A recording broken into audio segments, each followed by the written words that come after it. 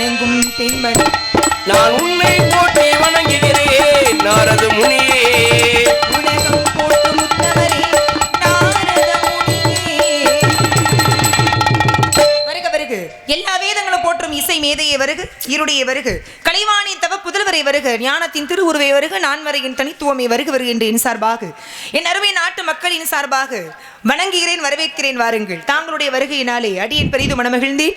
வந்த காரணத்தை எடுத்து கூறி வாழ்த்த வேண்டும் சுவாமி. அற்புதமான பேச்சு, தெளிவான பாடல். எத்தனை பெண்களை சந்தித்திருக்கிறேன், எத்தனை பெண்ணிடத்தில் உரையாடியும் இருக்கிறேன். ஆனால் எந்த ஒரு வண்டியிடத்திலும் எப்பேற்பட்ட ஒரு வரவேற்பை கண்டதில்லை. இருந்தாலும் நாரதரை வரவேற்ற உமக்கு இந்த நாரதருடைய வாழ்த்து எப்பேற்பட்ட வாழ்த்து என்று தெரியுமா? போலே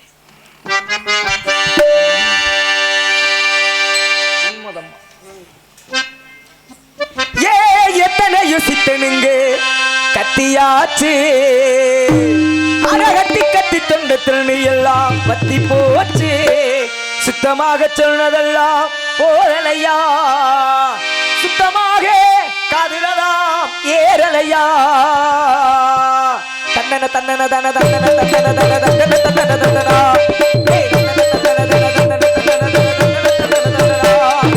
உன்னதமா என்மதமா ஆண்டவன் எந்த மதம், நல்லவங்க எம்மதமோ ஆண்டவன் அந்த மதமோ. அத பொங்கடா பொங்கடா பொங்கடா பொல்லாத புசல் மேசல் மேலடா. அத வாங்கடா வாங்கடா வாங்கடா சொல்லாத சங்கடி சொல்லுறீங்களடா. அந்த ஆண்டவன் தான் கிறிஸ்துவனா முஸ்லிமா இல்லை இந்துவா. வாழ்த்துக்கள் மா வாழ்த்துக்கள் மா இந்த நாரதர் வாழ்த்துக்கள் மா. நல்லவங்க அனைவருக்கும் நாரதர் வாழ்த்துக்கள் மா.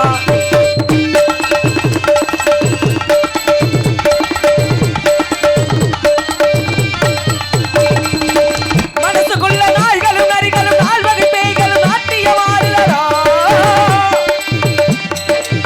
மனிதனுக்கு பார்வையில் இருக்குது பார்வையில் இருக்குது நாட்டடம் இருக்கவரா.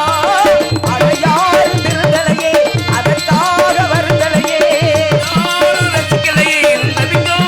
வருந்தலையே.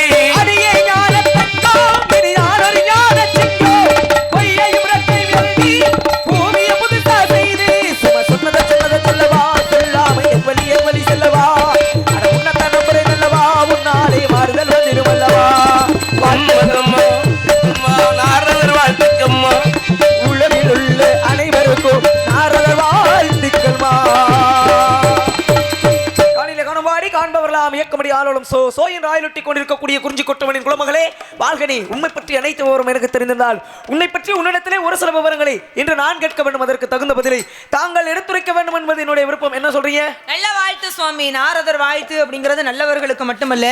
நீங்க எப்படி அப்படின்னா அசுரர்கள் பக்கம் போனா அவங்க பக்கம் நல்லவங்க மாதிரி இருக்கிறாரு, தேவர்கள் பக்கம் வந்தா இவங்க பக்கம் நல்லவங்க மாதிரி இருக்கிறாரு. ஆக மொத்தம் எந்த இடத்துல இருந்தாலும் உங்க தலை தப்பிக்கிறதுக்கு எதுவும் செய்யக்கூடிய ஒரு சுயநலவாதி நீங்க. அப்படி சொல்லக்கூடாது. அப்படி இருங்க. அப்படியே அப்புறம் எப்படி நீங்க வந்து நல்லவர்கள் அனைவருக்கும் நாரதர் வாழ்த்து சொல்றாரு? கடைசியா ஒரு வார்த்தை சொன்னீங்க, அதை கவனிச்சீங்களா? இதை மட்டும் கவனிச்சீங்களா? அதை கவனிச்சீங்களா? சொல்லுங்க. உலகில் உள்ள அனைவருக்கும் நாரதர் வாழ்த்துக்கள் மான் முடிச்சு இதை கவனிக்கலையா? உலகில் இருக்கிற எல்லாத்துக்குமேவா? இல்ல ஆரம்பத்துல வந்து நல்லவங்களுக்கு மட்டும் சொன்னீங்க, அப்புறம் உலகத்துல இருக்க எல்லாருக்கும் நீங்க. சரி, ஆக இருக்கட்டும். ஆக நீ வாழ்த்துக்களை ஒருத்தருடைய நன்மை தீமை அவருடைய வாழ்வாதாரம் அப்படிங்கிறது அவரவர் செய்யக்கூடிய பாவ புண்ணியத்தை வைத்து தான் அமைகிறது. அவங்க உங்களுடைய செயல் தான். எண்ணமும் செயலும். செயல் எப்படி இருக்கு அவங்க எண்ணம் எப்படி இருக்கோ அப்படித்தான். அதனாலதான் எண்ணம் போல் வாழ்க்கை அப்படின்னாங்க. ஆக கேள்விகள் கேட்பதாக சொல்லியிருக்கீங்க. எப்பொருள் எத்தன்மை இதாயினும் அப்பொருள் மெய்ப்பொருள் காண்பது அறிவு என்பது ஐயன் வள்ளுவருடைய வாக்கு.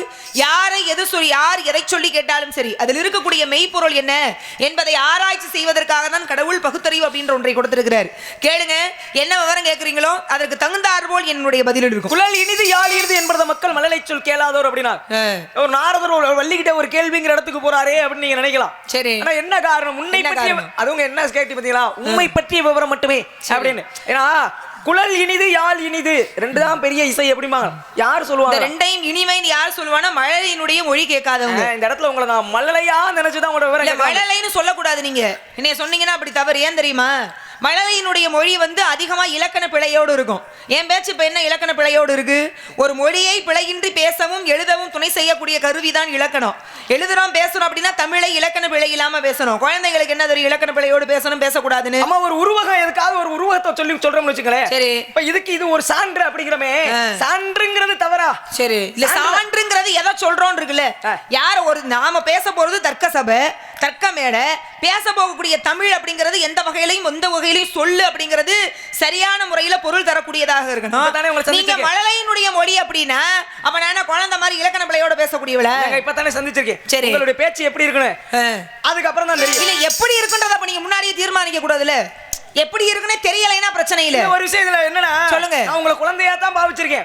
நீங்க தான் என்னமோ எனக்கு என்னுடைய பேச்சுல நீங்க குறை கண்டுபிடிச்சிட்டீங்களா? இல்ல, அப்படிதான் இல்ல இருக்கணும். பேசவே இல்லையா?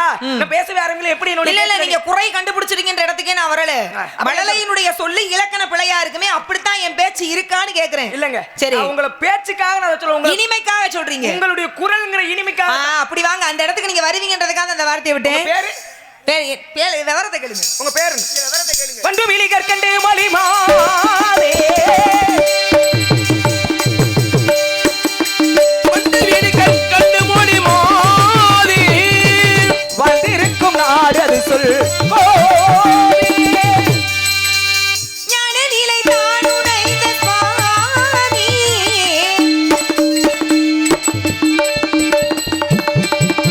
ஞான நிலை தானுடைந்த சுவாமி ஞான நிலை தானுடைந்த சுவாமி நாடி எங்க நாடு மலை பூமி கண்டவளர் சிந்தோ முகமாதே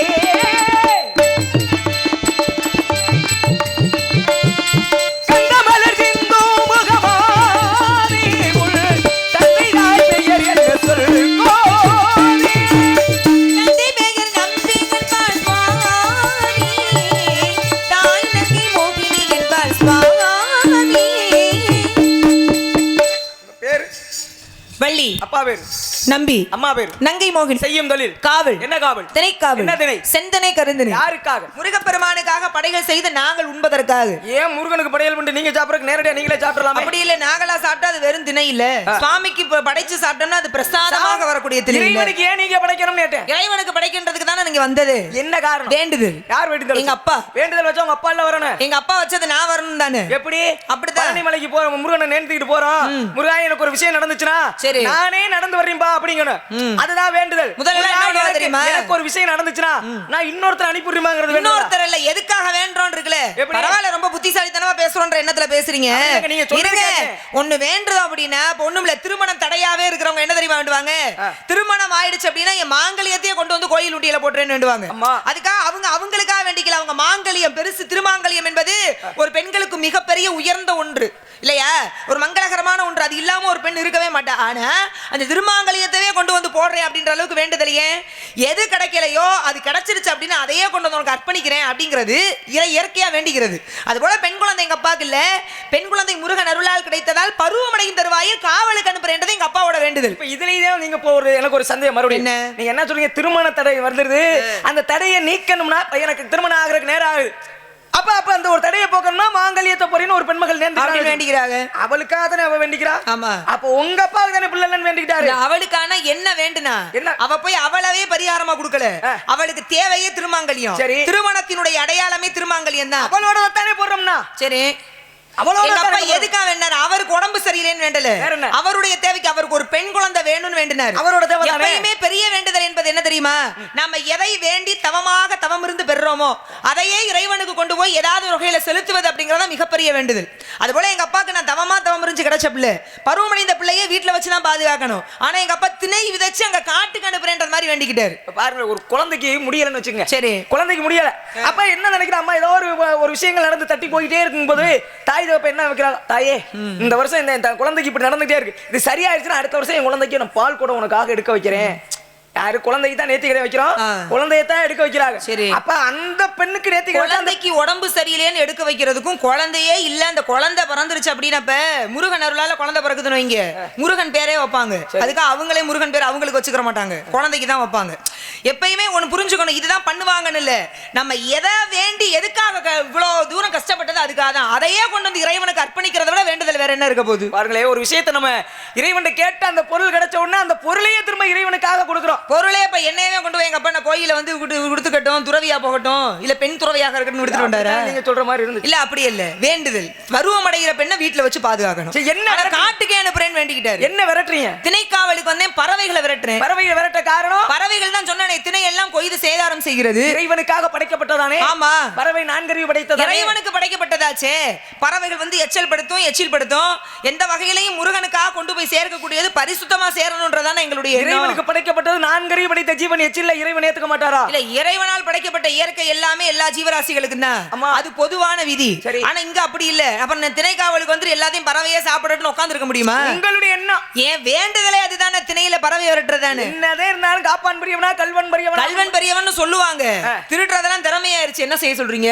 என்னதான் இருந்தாலும் உங்களுடைய மனத நம்பிக்கை இறைவனுக்கு படைக்கும் போது அதுல ஒரு எச்சில என்னமோ பற்ற கூடாது. உண்மை அதுதானங்க. இறைவனுக்கு அறியாமையா கொடுத்தா அந்த அன்பு வேற, ஆனா தெரிந்தே ஒன்றை கொடுக்குறோம் அப்படின்னா அது பரிசுத்தமான வகையில சேரணும்ன்றதான நினைப்போம். அவங்களை தெரியாம செஞ்சுட்டோம்னு வச்சுங்களேன், அது தப்புல வந்து சேர்ந்துறாது. தவறி செய்யறதா தன் நிலை மறந்து அறியாமையில செஞ்சான்னு சொன்னீங்கல்ல. 63 நாயன்மார்கள். நாயன்மார்கள்னா யாரு பொதுவா? நாயன்மார்கள்னா சிவனை வணங்கிய சிவ பக்தர்கள், சிவனடியார்கள். மனிதனாக பிறந்து சிவனை மட்டுமே வணங்கி சிவனுக்காக தன்னுடைய வாழ்நாள் முழுவதும் அர்ப்பணித்தவர். வாழ்க்கையில ஏதாவது மிகப்பெரிய கொள்கையை கடைபிடித்து அந்த கொள்கைக்காக தன் உயிரையும் விட தயாராக இருந்தவர்கள் தான் நாயன்மார்கள். கடைசியில இறைவனிடத்திலே போய் ஐக்கியமானவர்கள். பாருங்களேன், 63 நாயன்மார்கள். திண்ணன் ஒருத்தர் வேடுவன். காட்டுக்குள்ள அவருடைய குலத்தொழிலே வேடுதல், வேட்டையாடுறதா. அப்ப காட்டுக்குள்ள போறாரு. காட்டுக்குள்ள போகும்போது ஒரு சிவலிங்கம், ஒரு கோவில், பாலடைஞ்ச கோவில் சுத்தம் பண்றாரு. சிவலிங்கத்தை கழுவணும். அப்ப பக்கத்துல ஒரு நதி ஓடுது. அந்த நதியில போய் கையில தண்ணி அள்ளுறாரு. கையில தண்ணி நிக்கல. ஏன் எப்படி அள்ளி கொண்டு வரணும்னு அவர் தெரியல. அப்ப கொண்டாந்து சிவலிங்கத்தை எப்படி கழுவுறாருன்னா தன்னுடைய வாயால நீரை வந்து ஊத்துறாரு சிவலிங்கத்து மேல. வாயில இருந்து ஊத்துனா எச்சில்னு அவருக்கு தெரியல. ஆனா அவருடைய தேவை நீரை கொண்டு சிவலிங்கத்தை தூய்மைப்படுத்தணும், அவ்வளவுதான். எச்சில்னு தெரியல, ஆனா அறியாமையில எப்படியோ அந்த லிங்கத்தை கழுவணும் அப்படிங்கிறது. காட்டுக்குள்ள வேட்டைக்கு போறாரு. பன்றி அடிக்கிறாரு. அடிச்சு கொண்டு வந்து கறிகளை சமைக்கிறாரு. சமைச்சுட்டு எந்த கறி சுவை மிகுந்ததாக இருக்கிறது தான் உண்டு பார்த்து ஈசனுக்கு படைச்சாரா. சாமிக்கு படைக்கிறத எச்சில் பண்ணி படைக்க கூடாதுன்னு அவனுக்கு தெரிஞ்சா இல்ல. ஏன் அவர் படைச்சது என்ன? எந்த கறி சுவையா இருக்கோ அதைத்தான் சாமிக்கு படைக்கணும் அப்படிங்கிற எண்ணம். அதே காரணங்கிறிய அளப்பரிய அன்பு. சபரின்னு ஒரு பெண்ணு, இந்த சபரி மூதாட்டி வேடுவர் குலத்திலே பிறந்து காலையில விடியற் காலையில திருமணம் நிச்சயிக்கப்படுகிறது. நிறைய கோழி ஆடுகள்லாம் கட்டப்பட்டிருந்துச்சு. வெளியில வந்து கேட்டா எதுக்கு தடை கோழியும் ஆடுகளும்னு. அப்பா சொன்னாரு, உன் திருமணத்திற்காக வெட்டி கறி சமைக்க போறோம்னு. இந்த பெண்ணு பார்த்தா இத்தனை உயிர்களை கொண்டு எனக்கு திருமணம்னா எனக்கு கல்யாணமே வேண்டாம் அப்படின்னு அங்கிருந்து கிளம்பி மதங்க முனிவருடைய ஆசிரமத்தில் தங்கி இருக்கிறாங்க. வயதாகிடுச்சு. வயதானாலும் ஸ்ரீராமருடைய வருகைக்காக காத்திருந்து ராமச்சந்திரமூர்த்தி அங்கு வந்த பிறகு தான் சுவைத்த இலந்தை கனிகளை நேரடியா இலந்தை கனியை கொடுத்தா அங்க அது பிடிக்குமோ, இனிக்குமோ, சுவையா இருக்குமோ இல்லையோ, ராமருக்கு பிடிக்காம போயிருமோன்ற அந்த எண்ணத்துல சுவைத்து எச்சில் படிந்த இலந்தை கனிகளை அவருக்கு ராமருக்கு கொடுத்தாராம். இந்த ராமர் அதை அன்போடு ஏற்றுக்கொண்டாராம். இப்ப பாருங்க, இறைவனுக்கு படைக்கும் பொழுது அளப்பரிய அன்பால அது எச்சில் படுத்தப்பட்டாலும் அது அவரை பெரிதாக கொள்வது கிடையாது. இறைவனுக்கு தேவை செருக்கில்லாத பணிவான அன்பு தான் தேவை. ஏன்னா கோவில்ங்கிற இடமே ஆலயம் பேர் வச்சாங்க. ஆமா, ஆன்மா லயப்படக்கூடிய இடம் தான் ஆலயம். ஆணவம், லயம்னா ஒடுக்குவது. இந்த ஆணவத்தை உள்ள எவ்வளவு பெரிய ஆளா இருந்தாலும் பாருங்களேன், ஒரு கோவிலுக்குள்ள போயிட்டோம்னு வச்சுங்களேன், தன் நிலை மறந்துடும். கோயிலுக்குள்ள போயிட்டோம், ஆக நம்ம பெரிய ஆள் அப்படிங்கிற என்ன இருந்தால் கோயிலுக்குள்ள போயிட்டா இறைவனை எப்படா பாப்பா. அப்படியெல்லாம் நீங்க சொல்ல முடியாது. இங்க நிறைய கோயில்களுக்குள்ள போன பிறகுதான் தான்ற எண்ணமே வருது. நீங்க கலியுகத்துல மாத்திக்கிற. கலியுகத்துல நாங்க மாத்தல, பொதுவாவே அப்படித்தான் இருக்கு. நீங்களா சொல்லிக்கிறது, நாங்களா சொல்லிக்கிறோமா? ஆலயம்னா ஆன்மா ஆணவம் லயப்படும். உங்களுக்கு யாரு சொன்னது? ஆன்மா என்பது ஆணவம் என்பது ஒடுங்க கூடாது. ஆணவம் என்பது அழியப்படணும். ஆன்மா அப்படின்ற இந்த உள்ள இருக்கு பாத்தீங்களா உயிர், அந்த ஆன்மா லயித்திருக்கக்கூடிய இடம் தான் ஆலயம். என்றால் ஆன்மா, லயம் என்றால் லயித்திருப்பது. ஆன்மா லயப்படுவதுதான் ஆலயம். கோயிலுக்கு போறது எதுக்கு? கோயிலுக்கு போறது எதுக்கு? நமக்கு பிரச்சனை, அதனால சாமிக்கு அர்ச்சனை. கோயிலுக்கு போனோம்னா மன நிம்மதியை தேடி தானே போறோம். சரி, அந்த இடத்துல நீ பெரியாள் நான் பெரியாள் பேசிக்கிருப்பாங்களா? சரி, அதைத்தானே நான் சொன்னேன். நான் பெரியாள் நீ பெரியாள்னு பேசினாதான் ஆணவங்கிறீல. இங்க தரிசனமே தனித்தனியாக பிரிக்கப்பட்டிருக்கு. எப்பொழுது வசதி வாய்ந்தவர்கள் அருகில் தெய்வத்தை நெருங்கி பாக்குறாங்களோ அங்கவே வந்துருச்சு ஆணவம். தனக்கு வசதி படைத்தவன், அதனால என்னால பார்க்க முடியும்ன்ற ஆணவம் வந்துருச்சுல. கோயிலுக்கு போகும்போது இங்க இருந்து சொல்லிட்டு போறவங்க எத்தனை பேர் இருக்காங்க? என்ன சொன்னேன் ஆரம்பத்துல, நான் போனேன்னா உடனே சாமியை பார்த்துருவேன்பா, எனக்கு அங்க கொஞ்சம் தெரிஞ்சவங்க இருக்காங்க, நான் கொஞ்சம் அங்க பணம் எப்படினாலும் நான் உடனே தெய்வத்தை பார்க்க முடியும், அந்த சக்தி என்கிட்ட இருக்கு அப்படின்னு சொல்றாங்கல்ல, அதுக்கு பேர் ஆணவம் தானே. நீங்க சொல்ற ஊரா இருக்கு.